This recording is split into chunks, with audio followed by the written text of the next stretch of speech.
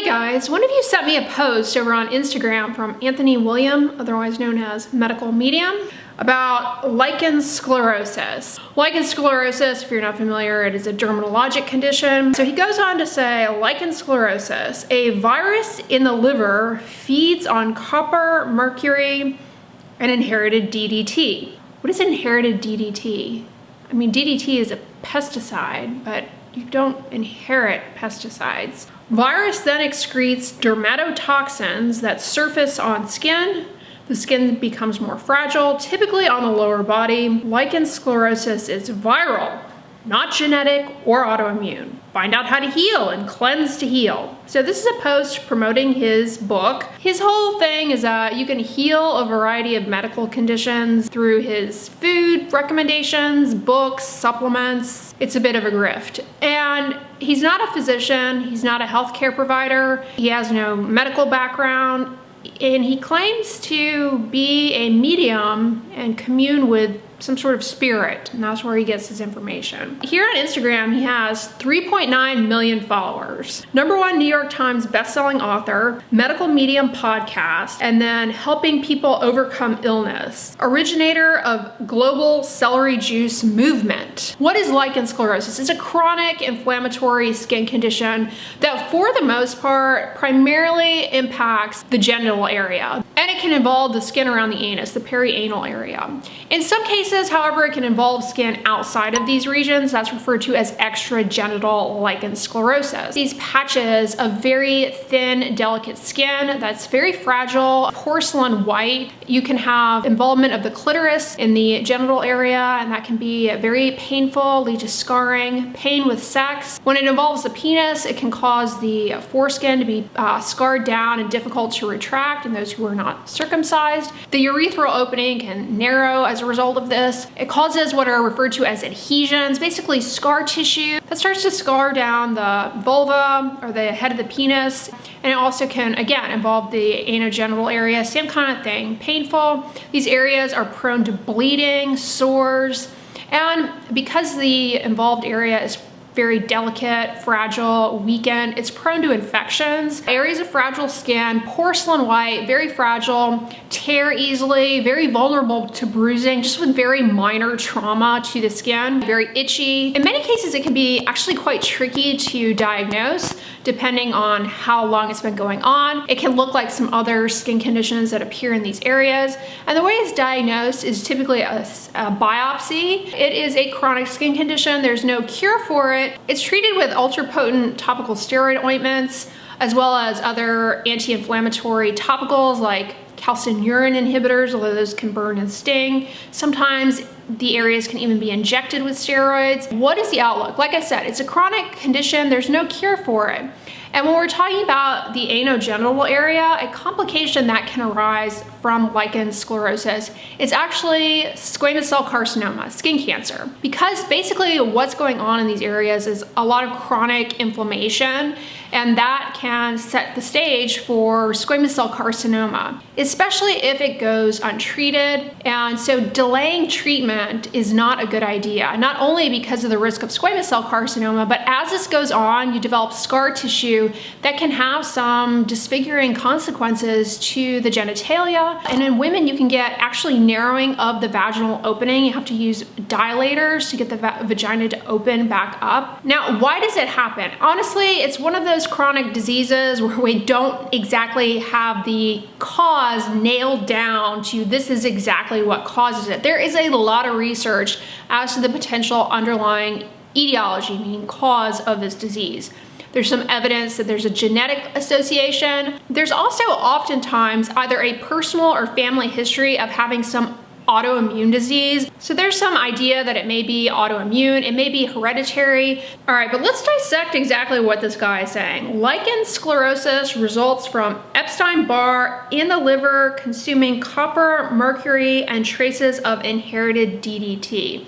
Wow, that is the first line of his caption. Epstein-Barr virus is a herpes virus that many people acquire in, young adult adolescence. You get it through contact with mucosal membranes, and what ends up happening is you may get mono When you develop it, that's an acute infection. And then the virus actually goes to sleep in the cells of your immune system called the B lymphocytes. And it lives there. I mean, it's permanent. You cannot eradicate it. If you get run down later on in life or something happens to you, that virus can wake back up and it can be causative of some other health problems. DNA from this virus has been demonstrated in some biopsies from lichen sclerosus, but that does not demonstrate causation because this virus is ubiquitous, and if you've been infected with it earlier on in your life, there is a good chance that its DNA is going to appear if we go looking for it in skin samples, and that doesn't necessarily prove causation. I don't know what he's talking about with consuming mercury and these heavy metals. This guy is like really big on this heavy metal detox thing. Lichen sclerosus and Epstein-Barr virus have nothing to do with heavy metals. The DNA from this virus is found in the cells of your immune system, the B lymphocytes. And again, when you get run down and that virus wakes back up, it has nothing to do with consuming heavy metals, let alone a pesticide. And you don't inherit pesticides in your body. I mean, this guy claims that he talks to spirits and that's where he gets this information from. So I guess that's something that was found there, but you're not gonna find this on PubMed. There's no truth to the idea that you inherit pesticides or that EBV consumes pesticides or mercury or copper, or that those things cause any of this, let alone like how it involves the liver. I mean, there's so many things here that just don't align. It's insane. Then he goes on, the resulting dermatoxins float to the surface of the skin and can go anywhere, though they tend to stay lower in the body, most of the time from the waist down. I don't know what he's talking about with the dermatoxins. Antigens? Is that what he means? An antigen is something that is going to elicit a specific immune reaction. I guess maybe that's what he's talking about, but we don't know what the antigen is in lichen sclerosus. Viruses in your immune system, they do wake back up and start to replicate and produce their own surface proteins. Those are antigens, and that's what your immune system will recognize. So I guess maybe that's what he's talking about here, but again, we don't have any proof that that's what causes this. And he says tend to occur lower in the body, most of the time from the waist down. I guess that's his way of saying genitals. From the waist down. Most cases of lichen sclerosus do involve the vulva, the penis, or the skin around the anus.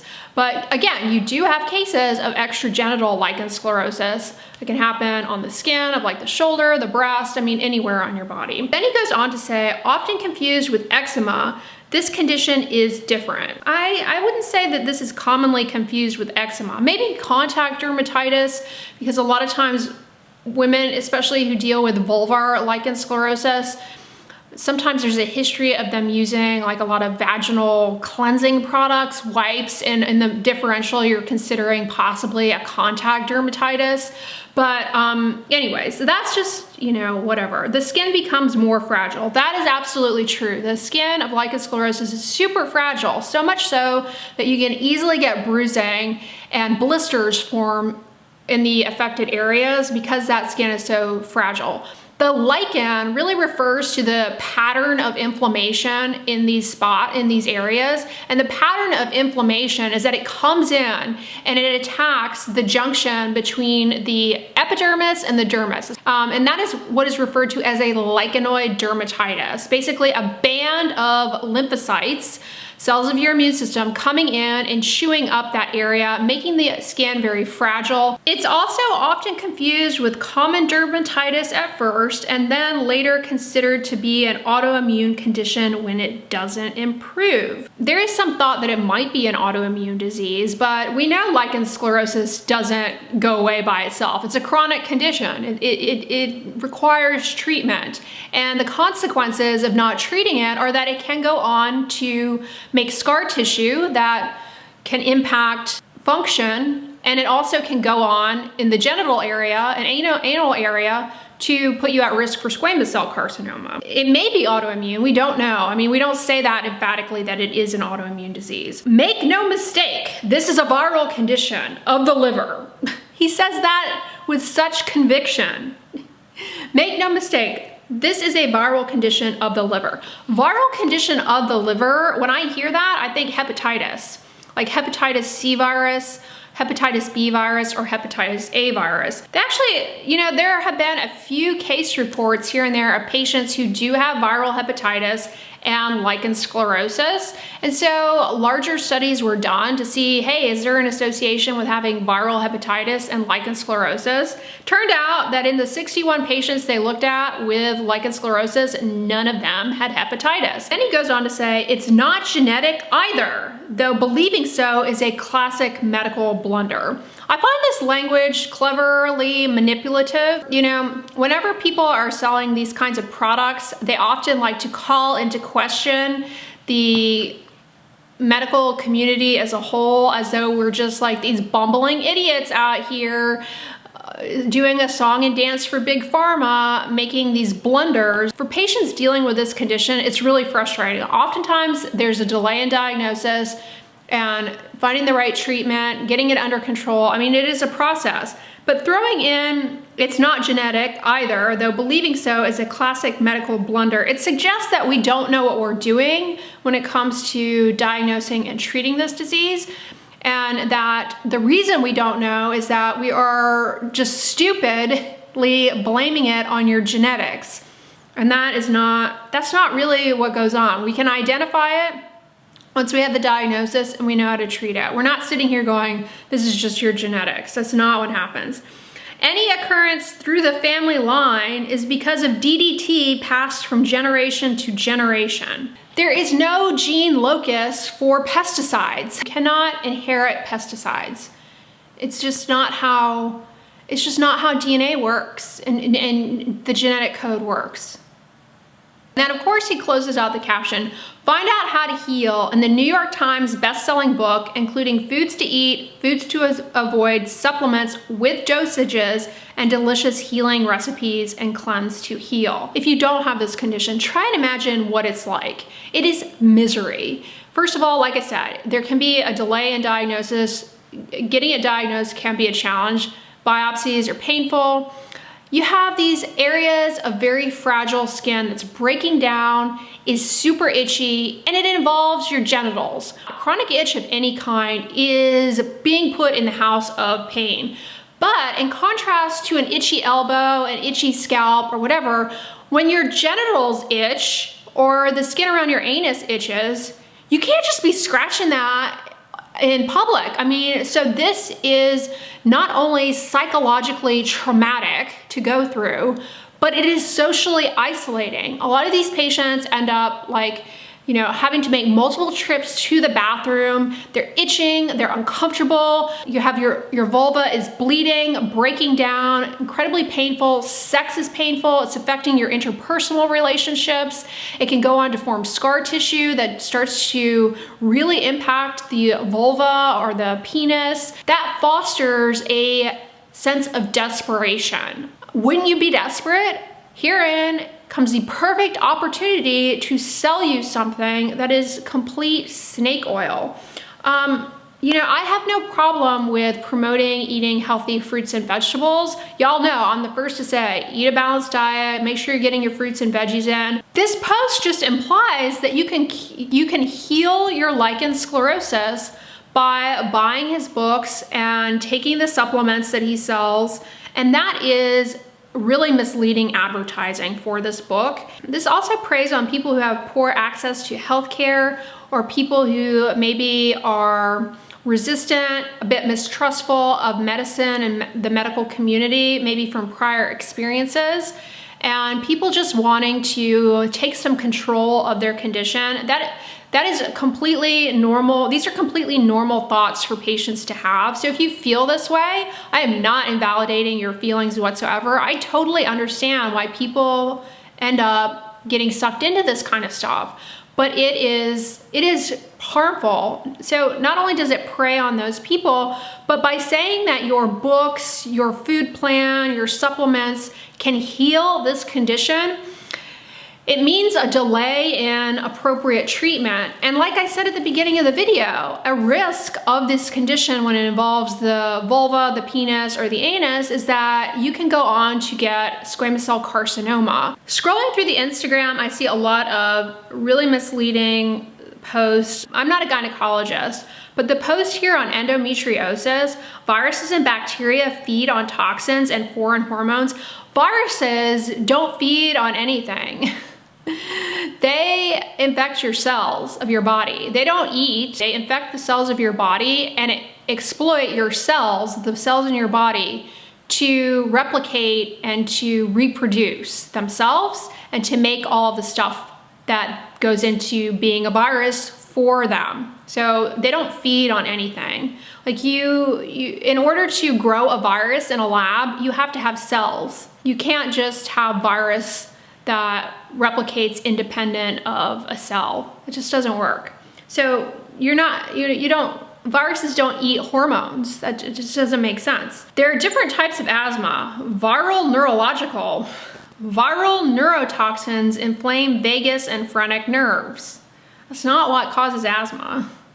Toxic heavy metal neurological and emotional neurological, inflamed he's just making up disease categories. Your selling point is that you can help heal chronic disease, then that is super misleading. For example, if you're selling a cream, you can't make these kind of claims that your cream heals skin cancer, any kind of disease, or you can't make claims like that unless it is an FDA approved treatment for that condition. Like in the case of salicylic acid, you can say acne treatment, or adapalene, you can say acne treatment.